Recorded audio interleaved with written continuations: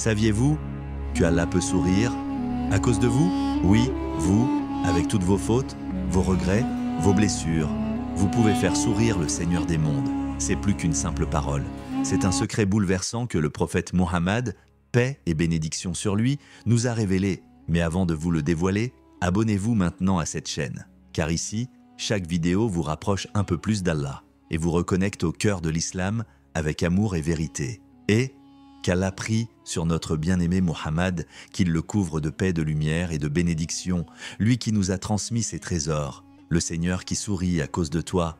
As-tu déjà entendu cette vérité bouleversante? Oui, Allah, le Tout-Puissant, le Maître de l'univers, ressent de la joie. Oui, notre Seigneur sourit. Mais alors, qu'est-ce qui peut bien rendre Allah heureux? Qu'est-ce qui fait sourire celui qui n'a besoin de rien, celui à qui tout appartient? Écoute bien, le prophète Mohammed, paix et bénédiction sur lui, nous a transmis dans un hadith extraordinaire que rien ne réjouit Allah autant que lorsqu'un de ses serviteurs revient vers lui avec un cœur repentant. Subhanallah. C'est donc toi, c'est moi, c'est nous.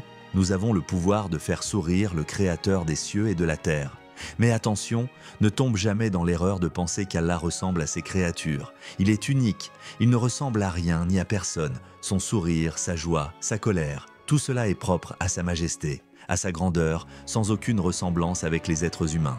Mais imagine une seconde, imagine que ton repentir soit la cause de sa joie. Le prophète, paix sur lui, nous donne une image puissante pour que nous puissions saisir cette réalité avec nos cœurs limités. Il raconte l'histoire d'un homme en plein désert. Cet homme est seul avec son chameau et sur ce chameau repose toute sa vie, sa nourriture, son eau, ses provisions. Il aperçoit un arbre au loin et décide de s'y reposer un moment à l'ombre. Il s'assoit, s'endort.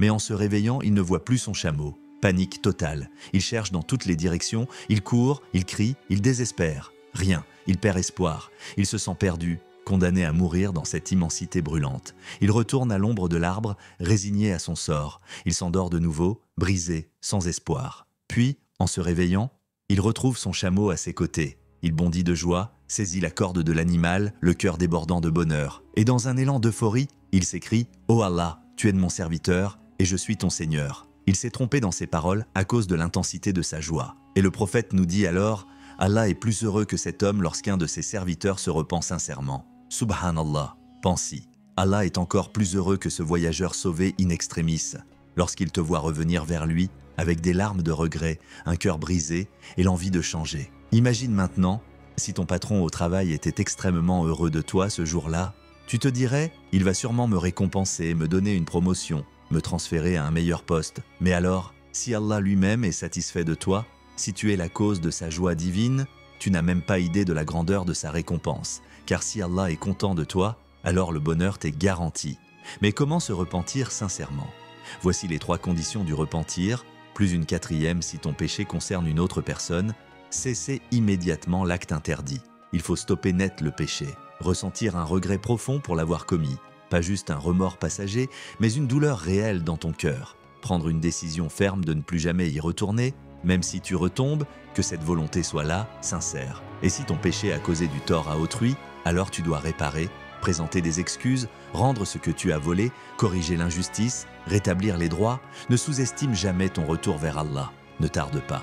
Un repentir sincère peut effacer des années de péché, qu'Allah nous ouvre les portes du repentir, qu'il nous pardonne nos fautes et qu'il soit toujours satisfait de nous. Amin.